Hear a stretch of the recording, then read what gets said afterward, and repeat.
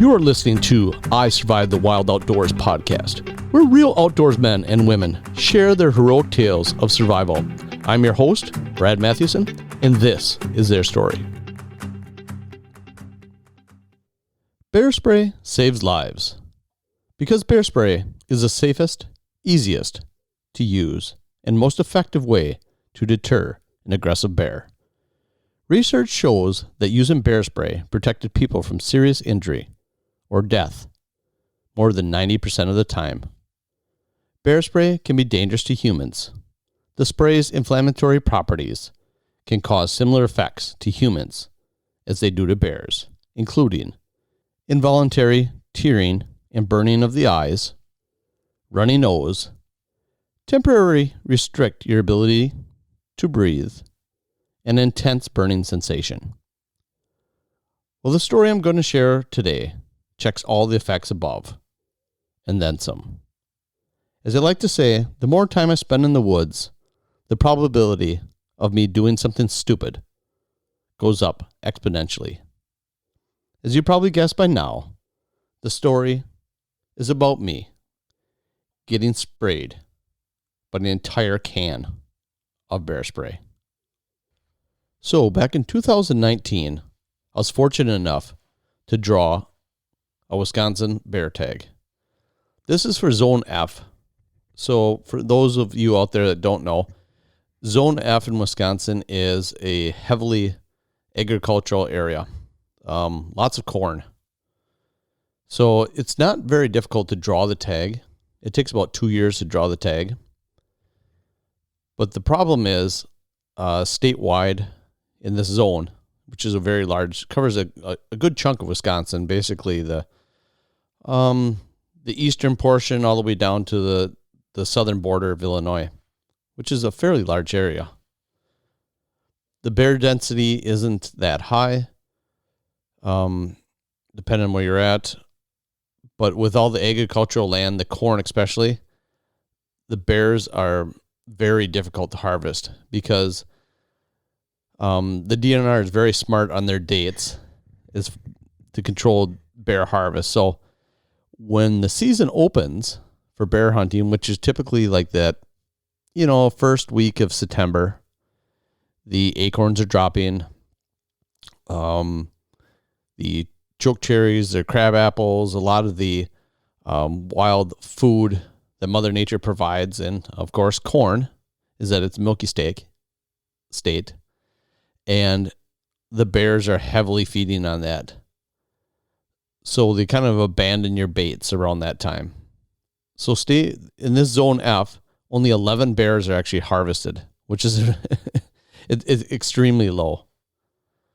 So I had this tag. So my thought was, I'm going to go to a heavily forested area. Now, granted, there's a lot of ag around this area, but there's a big chunk of state land. It's called I'll just say it. It doesn't matter. It's a Navarino State Wildlife Area. It's very large. I don't recall how many thousands of acres it is, but it's quite large. So my goal there was, and I know it does get heavily bear hunted because the other guys have the same idea. Like, hey, let's try to get away from some of the agriculture a little bit if we can and try to go to the largest heavily forested area that's public. So I had the same idea as everybody else, obviously. So we're all kind of competing against each other. But my thought was, how about I'll go deep. I'll go deeper than anybody else, and I'll try to find an area that's extremely wet. So I did find such a place. I was just a fuzz, according to my Onyx. So I carry an Onyx mapping system on my phone, and it tells you basically how far you go. And I was a mile, just under, I think a mile and an eighth I was in. Now, you think, oh, that's not too bad. Well, there's lots of barriers to get in there. So when I first would go in down this trail, there was a lot of water and mud, and you're going through basically a marshy area. And then, so I would have to wear hip boots, and I'm not a very tall guy. I'm 5'8", and not the longest leg. So the water would be almost to the top of my hip boots.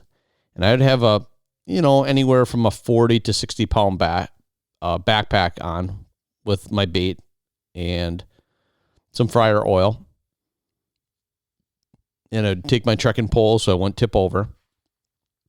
And I'd wade through this area, and then I would get up into kind of a hardwoods, and then back into some swampy area again, and then hardwoods, and then back in the swamp. And I end up putting my bait back into a cedar swamp. Now, this is the only time that I've ever bear hunted where I actually found a bear trail, not a deer trail. And then you guys out there that are hunters, or even guys that are just hikers that have been in the woods, you see a deer trail, you spot deer tracks on it. It's just a narrow trail. Use it all the time. I actually found a bear trail. So it was wide enough. It's about 2 to 3 times wider than what a deer trail is. And you can actually see like the pug marks in the ground, just basically worn down from the years of travel. And what was happening here was the bears were staying in the cedar swamp because it's cool, and bears, they have a big, thick, black fur coat on year round. So in the middle of the summer, the bears aren't going to be out in the hardwoods. They want to be in the dark, cool cedar swamp if they can, and they actually like to lay down in the water to stay cool.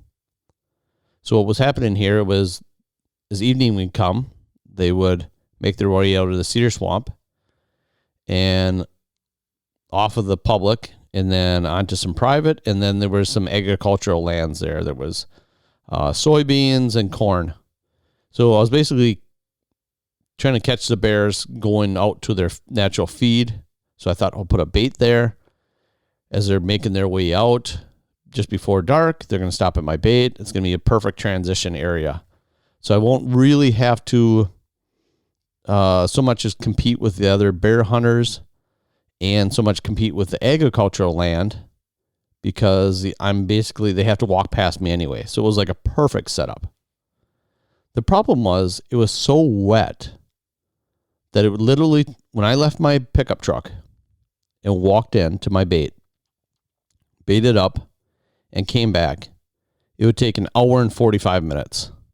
And I'm a pretty fit guy, so I'm not dinking around at all. I'm in as quick as I can and out. So I started early. I started when you could legally start baiting for bear. So by the time, I think I was maybe about beginning of May or something, I started. And it was fairly wet.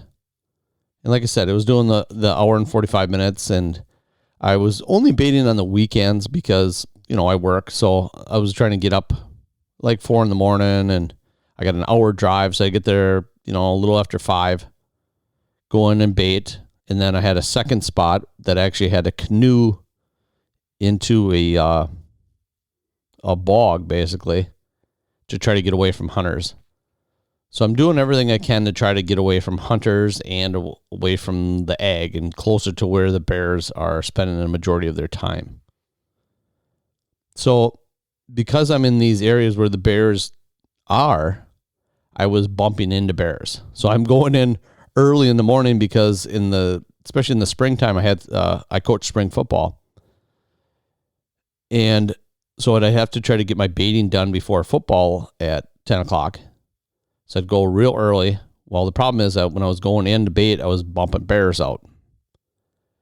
Well, not a big deal. Bears bump out, I bait. I check my cameras the next time I come in. The bears were only off the bait for a few minutes. They probably watched me and came back in. Well, the problem is this one particular bait in Navarino that I was 1.1 miles in on, I had a bear that the more times I bumped him, it seemed like the ornery he would get.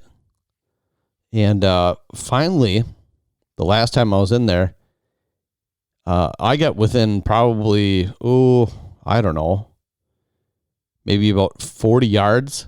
And I jumped the bear up, and he actually circled around me, popping his teeth in the brush, but I couldn't see him. So I carry a chest harness with a 357 Magnum on my chest, And then on my hip, I carry a can of bear spray. So I actually pulled my weapon, but the bear circled around a couple times, popping his teeth, but it just made me, just real nervous. I was in by myself, and part of it was probably my own fault because a thunderstorm was actually rolling in, and it's probably like 5 o'clock in the morning, so it's just light. Worst time to go into a bait anyway, because, bears are going to be there most active when it's the early in the morning or late in the evening. Basically, the first light in the morning and last light in the evening is when bears are most active. But that's the only time I could bait. So I thought better to do it in the morning than to bump bears in the evening when I'm going to be hunting at some point. So I was real jumpy going into the baits, especially after this one bear. So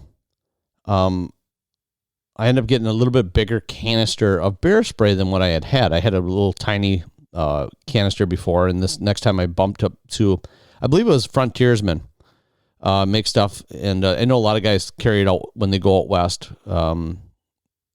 It's supposed to be like the most powerful bear spray they make. And so it was a really big can. So this thing is like, I don't know, maybe a foot long.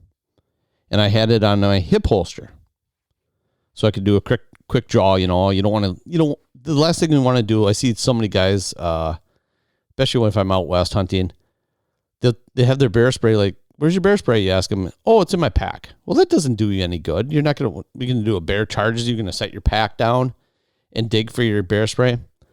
And yes, I do carry a gun, but I think, and everybody has their own opinion, I think it's best to have both, because you don't know, maybe you can't pull your bear spray in time, or maybe your bear spray doesn't work. Hey, it's nice to have a pistol backup, or something happens.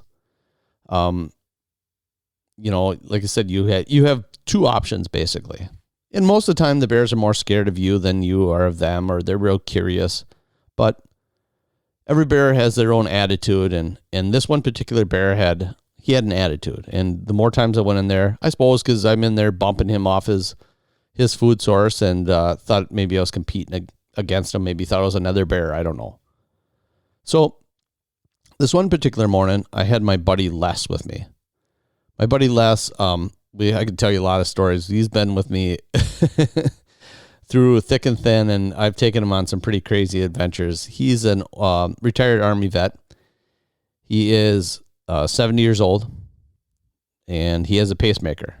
Now, a lot of you are going to think, what the heck are you doing bringing a 70-year-old guy with you in the woods, a mile and an eighth back, and having to trudge through a swamp and hip boots through really deep water?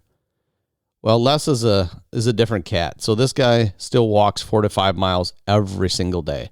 In fact, I just talked to him today, and I think don't quote me on this, but I think he's like 600, 700 days in a row now that he hasn't missed of walking 4 to 5 miles a day. So that's the one thing that's kept him alive. Even with a pacemaker, he decided, I got to do something with my life to make sure I live longer. And he picked up just walking. So he walks every morning. And the pacemaker doesn't slow him down at all. So he keeps up with me. He'll walk a lot of 30-year-olds in the ground. So Les was with me that morning. And like I said, I got a heavy frame pack on. So what I like to do is I take I found a frame pack with a shelf on it, and I'll set a 5-gallon pail full on that shelf, and I'll put a ratchet strap on it. And then I'll set another 5-gallon pail on top of that, put a ratchet strap on that, and then I'll hang my fryer grease off the back, and I'll ratchet strap that on. And then I have, I like to use vanilla extract with a little bit of like Kool-Aid, like cherry Kool-Aid mix. And I spray that every time I go in. It just conditions the bear. So when a bear works downwind from your bait and he smells, hey, I smell cherry vanilla, he must have baited again. And then the bears will come in. So anyways, I got about a 60-pound pack. So we're walking along, and it was hot. It was one of those mornings. It was July at the time.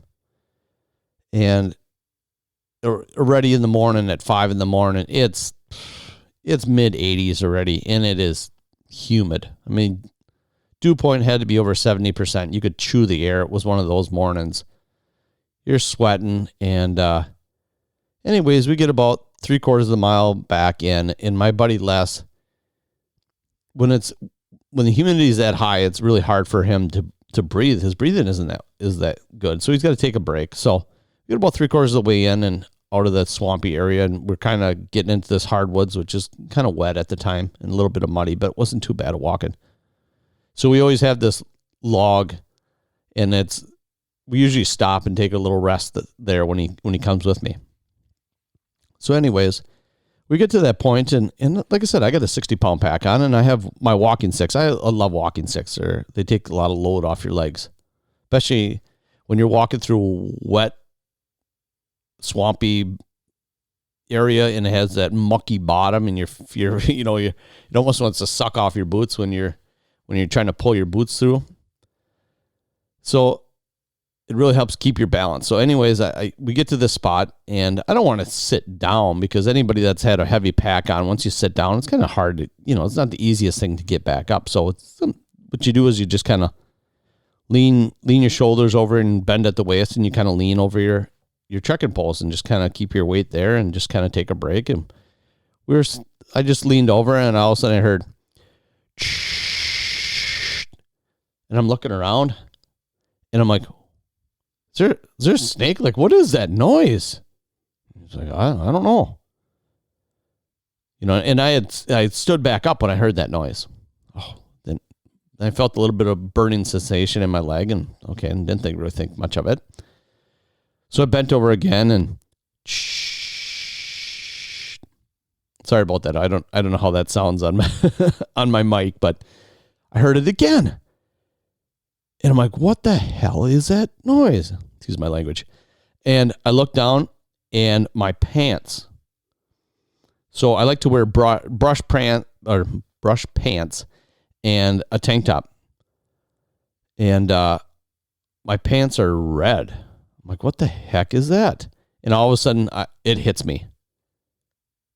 It was my bear spray. My buddy behind me starts coughing. He's like, oh, my throat it's hard to breathe, and my eyes are burning. All of a sudden, like, my leg is on fire. Everything on my right side, so basically from my ankle all the way up to my right eyeball. So my whole side of my face and everything on the right side of my body, all of a sudden, all I can kind of explain it when I tell people is, if you could imagine what I want to say like blowtorch, like literally like taking a blowtorch to your skin. That's what it felt like.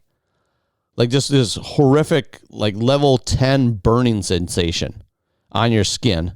And then at the same token, you can kind of feel your throat kind of restrict, and your breathing getting kind of difficult. Your eyes start watering and burning. My lips were tingling and burning.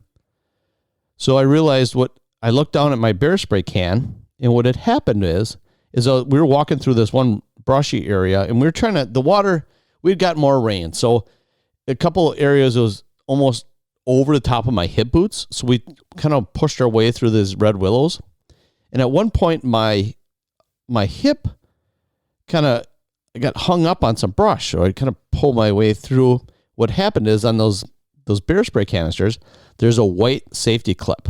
So that clip will actually glow in the dark too if it's nighttime. But yeah, there's a white safety clip. So when you go to draw, you have to pull that clip off, and it snaps off.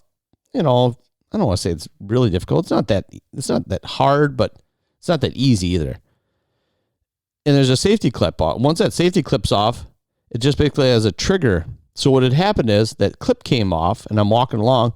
Now I go bend over, and I guess my belt or my waist or belly or whatever depressed that lever on the bear spray and let out, between two streams, I let out a little over half a can. That stuff will shoot out. I did some reading. It shoots out at 70 miles an hour. So, and then that stuff kind of fills the air. And on that hot, humid day, it just kind of hung in the air. So you're breathing in all that fine particulate from that spray. So now it's like it's burning. So what that stuff is, it's an oil, which, I guess I didn't know at the time. So I'm panicking. My buddy is having a hard time breathing. I'm like, we got to get out of here. So we just kind of hiked ahead about, I don't know, maybe 100 yards, and we were coughing and everything's burning. Now, he was behind me, so he just got a little bit of it in the air, so it's basically in his lungs a little bit. But I was worried because, he has his pacemaker and that, and I didn't want him to stress him at any point. So I told him, I said, you can just stay here. Like I said, I'm at a level 10 intensity pain-wise, as far as my right-hand side of my face, basically my lips, my eye, my face, and basically my torso all the way down through my leg is just on fire. So I have a water bottle with me. And of course, your first reaction is what? Just like dump some water in your eye and dump out the water bottle on yourself. Well, the problem is it's oil. And oil and water don't mix. So what had happened is when I dumped my water bottle on myself, it just spread the oil across my body and just made the burning I don't think it intensified the burning, but it just spread the burning more. So my buddy's like, we got to get out of here. I'm like, well, we're 3/4 of a mile in. I said, you can turn back if you want. And he didn't. He's like, I'm not bad. He's like, I'm at a better level, like 4. I was at level 10. But me being not very bright and stubborn, I'm like, well, we're 3/4 of a mile in here. It sucks. There's nothing I can do. I got to get this damn spot baited up. So we walked the last little bit of a 1/4 mile into the spot. I baited up. Now, of course, I'm sweating because it's hot. So that's spreading this oil further across my whole entire body. So we get everything baited up. And I told my buddy, I said, I got to go. He's like, yeah, I know, we're going out. I said, no, I got to go. I said, I'm going to be out in about 15 minutes. I said, you can catch up to me. So I took off at a sprint, got into the marshy area, and I just sprinted through the marsh. Water's flying everywhere. Got back to my truck, and I made it probably, I don't know. I probably made it back in 15 minutes. It would normally take 45 minutes. And got back to the truck. I took off all my clothes. I had a change of clothes. Well, I look in the mirror, and oh, man. It looked like I had severe, basically, sunburn on my entire right-hand side of my body. So I go in my truck, and I have more water, so I started dumping more water on myself, still not realizing that I'm just making things much worse. Now, from studies that I've read, it said the burning can last up to severe burning basically lasts you like 45 minutes. Any of the side effects that I talked about earlier in the podcast will affect you for about 45 minutes. So in my head, I'm thinking, well, I already did, 15, 20 minutes of this. I probably only have like a half an hour of it, this intense pain. So I hop in my truck. Like I said, I changed my clothes, dumped water all over myself, kind of took my old clothes and kind of tried to pat myself off and threw the clothes in the back of the truck. Got in the truck, turned the air conditioning on, which helped a little bit. About a half an hour later, my buddy showed up, and he thought I should get home. But I told him, I said, well, I have another spot yet. I have to bait. So we took off down the road. I had to drive another half an hour to get to another baiting spot. And we had to unload. We actually had kayaks. So we unloaded our kayaks, put all the bait on the kayaks. I paddled in, got that spot baited up. So by the time I sprayed myself with bear spray and actually got home was probably, I want to say about 3 hours later. Now, fast forward a little bit, or go back a little bit, I should say. I actually called my wife on the phone and told her what happened. And I said, you need to Google on your phone what to do when I get home. So I got to get this crap off me. It's horrible. So I get home. She tells me, go downstairs, take all your stuff off. We're probably going to end up throwing it all in the garbage. I go upstairs. I climb in the shower. And so what she read is, now we'll talk about this at the end of the podcast, what to do. But what she had read online was to jump in the shower and you should take, it was 10 minutes of cold water. So you turn your shower on cold. Let that cold water beat on you. After 10 minutes, then you take Dawn dish soap. And I probably used up, I don't know, half a bottle of dish soap. I smeared it all over my whole body, and then you're supposed to sit another 10 minutes. So Dawn itself is supposed to basically get rid of oil. So if you remember the pictures on TV when we had the big oil spill up in Alaska, and a lot of the otters and different ducks and stuff, seabirds, got into that oil. They actually cleaned them up with Dawn dish soap because it's supposed to help break down the oil.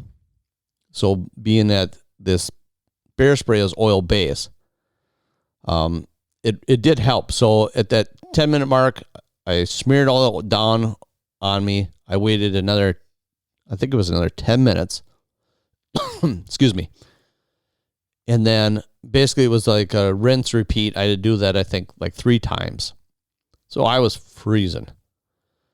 And then you don't dry off. You kind of pat yourself dry. And then put on loose fitting clothing, it said, and stay in a cool area. So I can attest that after my shower time, so I was probably in there, an hour in the shower, it probably knocked it down by, I would say 50% for sure. Now, of course, if everything I had read up to this point said, 45 minutes lasting. Oh, no. This is now we're probably 4 hours into it. And I'm knocked down to about a half. So I'm about at a level 5. So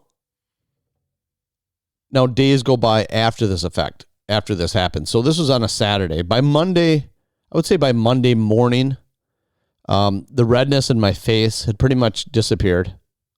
So it's, basically what happened is you basically got a chemical burn on your skin.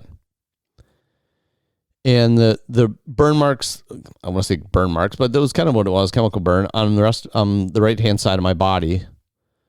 I would say by about Wednesday, it was 90% gone. Now, here's the funny thing.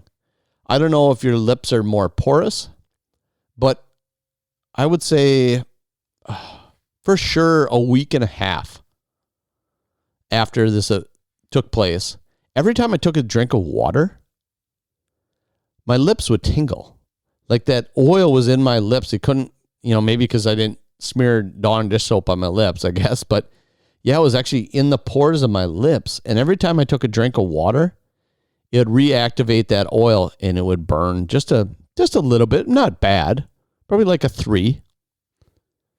But yeah, that bear spray is some really good stuff. Now I can see why when you hit a bear with it, it does the job for sure. So after my bear spray incident, I decided to make a switch. And I went with a chest holster instead of carrying my bear spray on my hip. For you backpackers out there, it's not a bad idea. You might want to do the same thing. So what I believe happened is my frame pack actually sticks out a little bit wider on either side of my hips. And when I was going through the brush, I think that started to catch on the brush a little bit more and probably push some sticks into my bear spray, because my bear spray, now imagine, is next to my hip and the nozzle is facing forward and the clip is on the back. So if I'm walking forward and the stick pushes, basically like into my belly, it actually pushed that clip and that clip goes back and comes off. So I believe that's what happened. So at some point it came unclipped. And now don't get me wrong, I still carry bear spray. I think it's incredibly effective and it's a great deterrent at it for aggressive bears for sure. So I don't want anybody out there to think I'm bashing bear spray, because like I said, I carry it now on my chest holster along with my pistol. So they're both right there. But you got to be careful. I was lucky in severe cases. If this bear spray went off and it was near my eyes, it can cause permanent eye damage. Also, in some severe cases of people who might have pre-existing medical conditions, you might have an untimely death due to the restriction of breathing, because your throat actually starts to close up. And let's say you had asthma or something, another type of breathing disorder. You could be in some real problems real quick, especially being out there by yourself. So that being said, I kind of want to wrap this up here. So stay safe out there, everyone, and enjoy all that Mother Nature has to offer. If you like what you heard today, click the subscribe button to hear more upcoming stories. If you or someone you know have a survival story you'd like to share, contact me at isurvivethewildoutdoors@gmail.com.